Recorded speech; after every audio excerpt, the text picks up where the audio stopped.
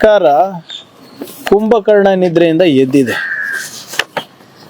ತಮ್ಮ ಮಾಧ್ಯಮ ಸ್ನೇಹಿತರ ಮಾಹಿತಿಗಾಗಿ ಮೇ 3ನೇ ತಾರೀಕು ನೀಟ್ ಎಕ್ಸಾಮ್ ಆಯಿತು. ಮೇ 7ನೇ ತಾರೀಕು ಒಬ್ರು ಕಂಪ್ಲೇಂಟ್ ಮಾಡ್ತಾರೆ, ಪೇಪರ್ ಲೀಕ್ ಆಗಿದೆ, ನೀಟ್ ಪೇಪರ್ ಲೀಕ್ ಆಗಿದೆ ಅಂತ. ಮೇ 8ನೇ ತಾರೀಕು ನ್ಯಾಷನಲ್ ಟೆಸ್ಟಿಂಗ್ ಏಜೆನ್ಸಿ ಅವರು ಪೊಲೀಸ್ ಅವರಿಗೆ ಕಂಪ್ಲೇಂಟ್ ಕೊಡ್ತಾರೆ, ಹೌದು ಬಹುಶಃ ನೀಟ್ ಪೇಪರ್ ಲೀಕ್ ಆಗಿದೆ ಅಂತ. ಮೇ 15ನೇ ತಾರೀಕು ಧರ್ಮೇಂದ್ರ ಪ್ರಧಾನ್ ಅವರು ಅಧಿಕೃತವಾಗಿ ಪಬ್ಲಿಕ್ನಲ್ಲಿ ಪೇಪರ್ ಲೀಕ್ ಆಗಿದೆ ಅಂತ ಒಪ್ಕೋತಾರೆ. ಜೂನ್ 21ಕ್ಕೆ ರೀ ಎಕ್ಸಾಮ್ ಆಗುತ್ತೆ. ಜೂನ್ 16ಕ್ಕೆ ರಿಸಲ್ಟ್ ಬಿಡುಗಡೆ ಮಾಡ್ತಾರೆ. ಇದ್ರ ಮಧ್ಯದಲ್ಲಿ ಜುಲೈ 16ಕ್ಕೆ ರಿಸಲ್ಟ್ ಬಿಡುಗಡೆ ಮಾಡ್ತಾರೆ. ಮೇಯಿಂದ ಜುಲೈ 16 ತನಕ ಲಕ್ಷಾಂತರ ಜನ ಯಾರು ಡಾಕ್ಟರ್ ಆಗ್ಬೇಕಂತ ಇದ್ರು, ಮೆಡಿಸಿನ್ ಓದ್ಬೇಕಂತ ಇದ್ರು, ಬಿಟ್ಟು ಇಂಜಿನಿಯರಿಂಗು BSc MSc ಸೇರ್ಕೋತಾರೆ. ಸುಮಾರು 20 ಜನ ವಿದ್ಯಾರ್ಥಿಗಳು ಆತ್ಮಹತ್ಯೆ ಮಾಡ್ಕೋತಾರೆ. ಹಲವಾರು ಜನ 25 ದಿನ ಹಂಗರ್ ಸ್ಟ್ರೈಕ್ ಮೇಲೆ ಕೂತ್ಕೋತಾರೆ, ಉಪವಾಸ ಸತ್ಯಾಗ್ರಹ ಮೇಲೆ ಕೂತ್ಕೋತಾರೆ. ಲಕ್ಷಾಂತರ ಜನ ಬೀದಿಗೆ ಇಳಿದು ಹೋರಾಟ ಮಾಡ್ತಾರೆ. ಲಕ್ಷಾಂತರ ಜನ ಜಂತರ್ ಮಂತರ್ನಲ್ಲಿ ಸೇರ್ತಾರೆ. ಈ ಮಧ್ಯದಲ್ಲಿ ಇದೇ BJP ಸರ್ಕಾರದವರು, ಮಂತ್ರಿಗಳು, MP ಗಳು, MLAಗಳು, ಅವ್ರ ಎಂಟೈರ್ ಎಕೋಸಿಸ್ಟಮ್ ಯಾರಿದ್ದಾರೆ, ಈ ವಿದ್ಯಾರ್ಥಿಗಳಿಗೆ ದೇಶದ್ರೋಹಿ ಅಂತ ಹೇಳ್ತಾರೆ. ಅವ್ರು ಮಾಡ್ತಾ ಇರುವಂಥ ಪ್ರತಿಭಟನೆಗೆ ವಿದೇಶದಿಂದ ದುಡ್ಡು ಬರ್ತಾ ಇದೆ ಅಂತ ಹೇಳ್ತಾರೆ. ಆಪೋಸಿಷನ್ನಿಂದ ದುಡ್ಡು ತಗೋತಾ ಇದ್ದಾರೆ ಅಂತ ಹೇಳ್ತಾರೆ. ಅಲ್ಲಿ ನೀರು ಕುಡಿದ್ರು ಕೂಡ ಅದು ಕೂಡ ಅಮೆರಿಕಾದಿಂದ ಬರ್ತದೆ, ಬಾಂಗ್ಲಾದೇಶಿಂದ ಬರ್ತಾ ಇದೆ, ಪಾಕಿಸ್ತಾನಿಂದ ಬರ್ತಾ ಇದೆ ಅಂತ ಹೇಳ್ತಾರೆ. ಇವ್ರ ಮೇಲೆ ಡೆಲ್ಲಿ ಪೊಲೀಸ್ ಅವರು ಹಲ್ಲೆ ಮಾಡ್ತಾರೆ, ಲಾಠಿ ಚಾರ್ಜ್ ಮಾಡ್ತಾರೆ, ಟಿಯರ್ ಗ್ಯಾಸ್ ಬಿಡ್ತಾರೆ. ಮನಸ್ಸಿಗೆ ಬಂದಂಗೆ ಅವರಿಗೆ ದೈಹಿಕವಾಗಿ ದಂಡ ಕೊಡ್ತಾರೆ, ಮಾನಸಿಕವಾಗಿ ದಂಡ ಕೊಡ್ತಾರೆ. ನೀವು ಸೋಷಿಯಲ್ ಮೀಡಿಯಾದಲ್ಲಿ ನೋಡಿದ್ರೆ ಇವೇ ಯಾರು BJP ಅವರ ಫಾಲೋವರ್ಸ್ ಇರ್ಬೋದು, RSS ಅವ್ರ ಫಾಲೋವರ್ಸ್ ಇರ್ಬೋದು, ಅವಾಚ್ಯಕ ಶಬ್ದದಲ್ಲಿ ನಿಂದಿಸ್ತಾರೆ. ಧರ್ಮದ್ರೋಹಿ, ದೇಶದ್ರೋಹಿ ಅಂತಂದು ಕೂಡ ನಿಂದಿಸ್ತಾರೆ ಅವರು. ನಮ್ಮ BJP ಕರ್ನಾಟಕ ನಾಯಕರು ಕೂಡ ನಿನ್ನೆ ಏನು ಹೇಳ್ತಾರೆ, ಇವರೆಲ್ಲ ಕಾಕ್ರೋಚ್ಗಳಿದ್ದಾರೆ, ಹಿಟ್ ತಗೊಂಡು ಇವ್ರಿಗೆ ಸಾಯಿಸ್ಬೇಕು ಅಂತ, ಮಾರ್ಕೆಟಿಂದ ಹಿಟ್ ತಗೋಬೇಕಂತ ಇವರಿಗೆ ಎಲಿಮಿನೇಟ್ ಮಾಡಬೇಕು ಅಂತ ಹೇಳ್ತಾರೆ. ನಾನು ನಿನ್ನೆ ಯಾಕೆ ಇವರಿಗೆ ಸಾಮಾನ್ಯ ಪ್ರಜ್ಞೆ ಇಲ್ಲ ಅಂತ ಹೇಳಿದೆ ನಮ್ಮ BJP ನಾಯಕರಿಗೆ ಅಂದರೆ, ಒಂದು ಕಡೆ ಇವರು ಕಾಕ್ರೋಚ್ ಅವ್ರು ಅಂತ ಹೇಳ್ತಾರೆ, ದೇಶದ್ರೋಹಿ ಅಂತ ಹೇಳ್ತಾರೆ, ಇವ್ರು ಇರ್ರೆಲೆವೆಂಟ್ ಅಂತ ಹೇಳ್ತಾರೆ, ಇವ್ರಿಗೆ ಲೆಕ್ಕಕ್ಕೆ ತಗೋಬಾರ್ದು ಅಂತ ಹೇಳ್ತಾರೆ. ಆದರೆ ಇವರ ಕೇಂದ್ರದ ನಾಯಕರು ಮೂರು ಸರಿ ಇವರಿಗೆ ನಿಗೋಸಿಯೇಷನ್ಸಿಗೆ ಕರೀತಾರೆ, ಮಾತುಕತೆಗೆ ಕರೀತಾರೆ. ಇವತ್ತು 3 ಸರಿ ಮಾತುಕತೆ ಆದಮೇಲೆ 3 ತಿಂಗಳು ಆದಮೇಲೆ ಪ್ರಧಾನಮಂತ್ರಿಯವರು ನಿನ್ನೆ ಬಾಯಿ ಬಿಟ್ಟು ಪೇಪರ್ ಲೀಕ್ ಅಂತ ಎಲ್ಲೂ ಹೇಳಿಲ್ಲ. ಅವರು ಯುವಕರ ಬಗ್ಗೆ ಹೇಳಿದ್ರಷ್ಟೆ. 3 ತಿಂಗಳು ಬೇಕಾಗಿತ್ತ ಪ್ರಧಾನಮಂತ್ರಿಗೆ ಮಾತಾಡೋಕ್ಕೆ? ಆಮೇಲೆ ನಾನು ಹೇಳ್ದಂಗೆ ಮೇ 15ನೇ ತಾರೀಕು ಪೇಪರ್ ಲೀಕ್ ಆಯಿತು. ಇವ್ರು ರಾಜೀನಾಮೆ ಕೊಟ್ಟಿದ್ದು ಜುಲೈ 25ನೇ ತಾರೀಕು.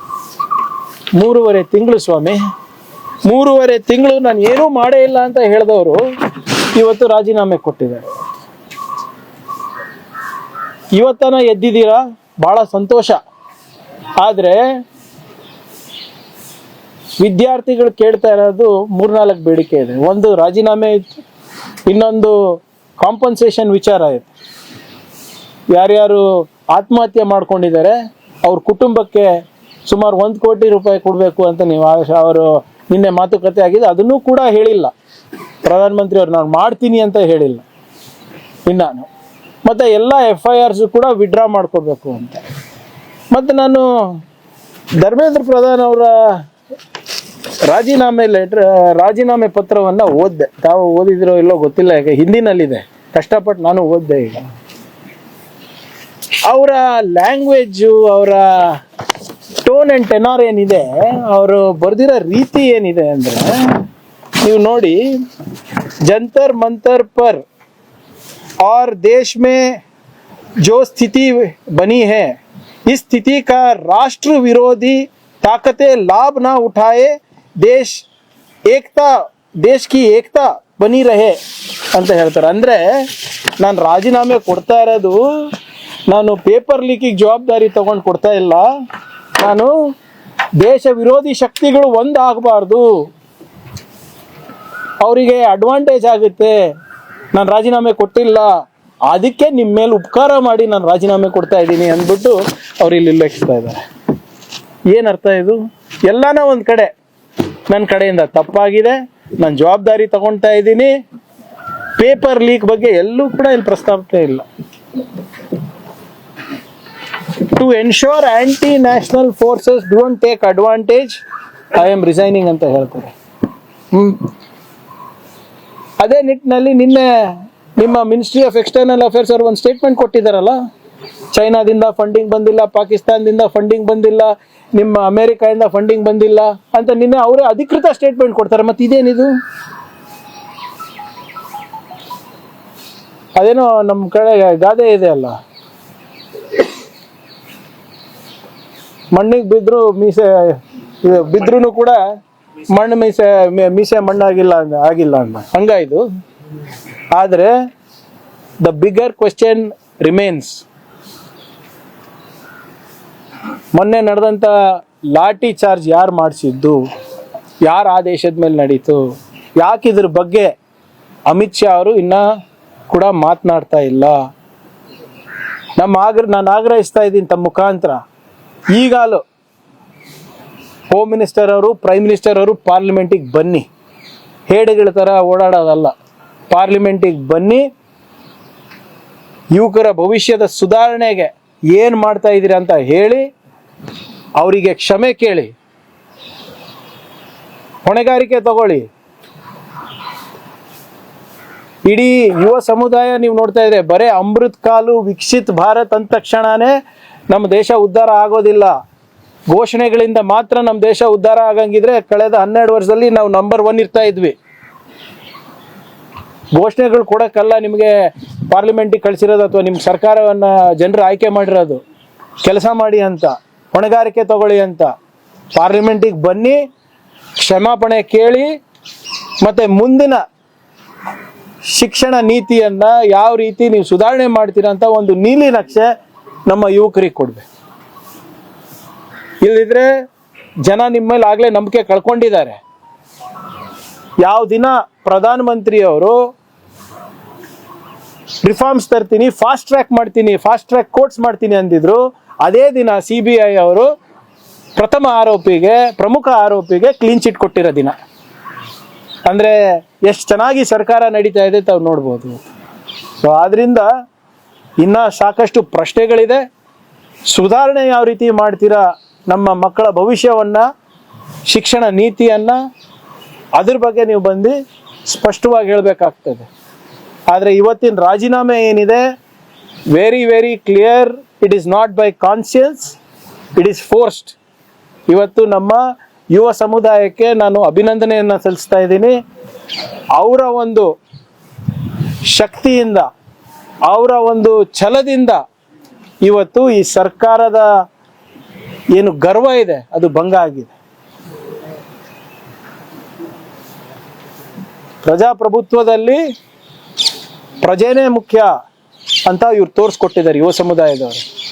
ಆದ್ರಿಂದ ಇವಾಗನ ಅಹಂಕಾರವನ್ನು ಬಿಟ್ಟು ದಯವಿಟ್ಟು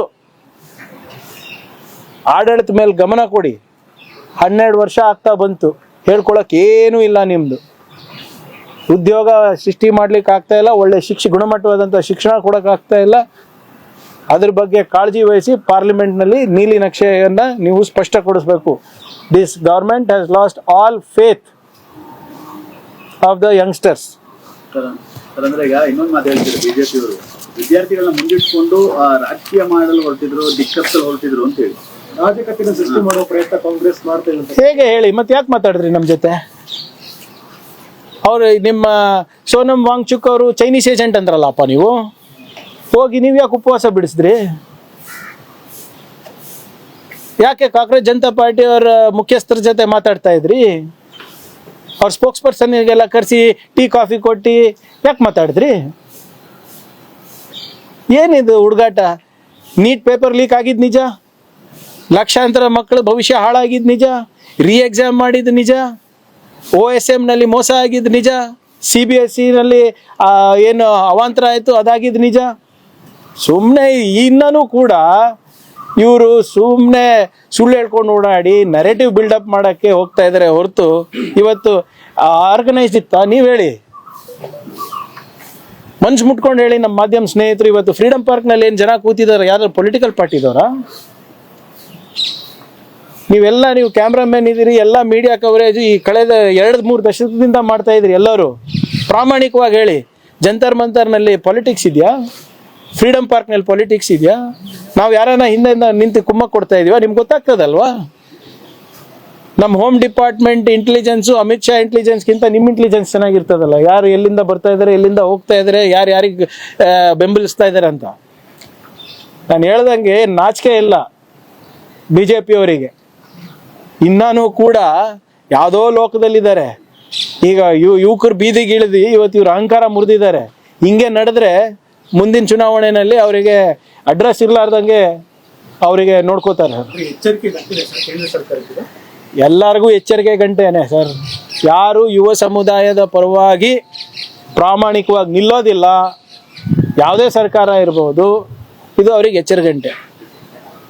ನಮ್ಮ ಜವಾಬ್ದಾರಿಯನ್ನು ನಿಯತ್ತಾಗಿ ನಿಭಾಯಿಸಲಿಲ್ಲ ಅಂದರೆ ಜನರು ಸುಮ್ಮನೆ ಕೂತ್ಕೊಳೋದೇ ಅಲ್ಲ. ಇವತ್ತು ಭಾಳ ವರ್ಷಗಳಾದಮೇಲೆ ಇಂಥದ್ದು ಒಂದು ನಡೆದಿದೆ. ಇವತ್ತು ರಾಮ ಮಂದಿರ್ನಲ್ಲಿ ಆದಂಥ ಹಗರಣ ಬಗ್ಗೆನೂ ಜನ ಮಾತಾಡ್ತಾ ಇದ್ದಾರೆ. ಇಲ್ಲಿ ಯುವಕರ ಭವಿಷ್ಯದ ಬಗ್ಗೆ ಕೂಡ ಮಾತನಾಡ್ತಾ ಇದ್ದಾರೆ. ಇದು ಒಂಥರ ಏನು ಈ ಡಿಕ್ಟಟೋರಿಯಲ್ ಆಟಿಟ್ಯೂಡ್ ಇತ್ತಲ್ಲ ಈ ಸರ್ಕಾರದ್ದು, ಅದಿನ್ನ just matter of time. Hitler ಬಿದ್ದ, ಮೋದಿನೂ ಬೀಳ್ತಾರೆ. ಭವಿಷ್ಯದಲ್ಲಿ ಈಗ ಇದಾದ್ಮೇಲೆ ಈಗ ರಾಮ ಮಂದಿರ ದೇಣಿಗೆ ಪ್ರಕರಣವನ್ನ ಕೈಗೆತ್ಕೋಬೇಕು ಅಂದ್ರೆ ಅವರು ನಿಮ್ಗೆ ಬೇರೆ ಬೇರೆ ಬಿಲ್ಗಳನ್ನು ತರಲಿ ಕೊಟ್ಟಿದ್ದಾರೆ. ಮಹಿಳಾ ಮೀಸಲಾತಿ ವಿರೋಧ ಇರ್ಬೋದು, ಕಾನ್ಸ್ಟಿಟ್ಯೂಷನ್ ಅದೇ ಇವರೇ ನೋಡಿ. ನಾನು ಅವತ್ತೇ ಹೇಳಿದ್ದೀನಿ, ಇವರು ಇವತ್ತು ರಾಜೀನಾಮೆನೂ ಕೊಡ್ಸಿರೋದು ನಾನು ಹೇಳಿದ್ದು ಆತ್ಮಸಾಕ್ಷಿಯಾಗಿ ಇವರು ರಾಜೀನಾಮೆ ಕೊಟ್ಟಿಲ್ಲ. ಡಿಲಿಮಿಟೇಷನ್ ಬಿಲ್ ತರಬೇಕು, ಅದಕ್ಕೆ ರಾಜೀನಾಮೆ ಕೊಡಿಸಿದ್ದಾರೆ, ಪಾರ್ಲಿಮೆಂಟ್ ನಡಿಬೇಕು ಅಂತ ಅಷ್ಟೇ.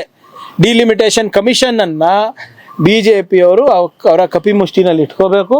ಮುಂದಿನ ಚುನಾವಣೆ ಹೇಗೆ ಗೆಲ್ಲಬೇಕು ಅಷ್ಟೇ ನೋಡ್ತಾ ಇದ್ದಾರೆ. ಅವರಿಗೆ ಯುವಕರ ಭವಿಷ್ಯನಲ್ಲಿ ಇಂಟ್ರೆಸ್ಟ್ ಇಲ್ಲ, ಮಹಿಳಾ ಮೀಸಲಾತಿನಲ್ಲಿ ಇಂಟ್ರೆಸ್ಟ್ ಇಲ್ಲ, ಅಥವಾ ಮಹಿಳೆಯರ ಸಬಲೀಕರಣದಲ್ಲೂ ಅವ್ರಿಗೆ ಇಂಟ್ರೆಸ್ಟ್ ಇಲ್ಲ.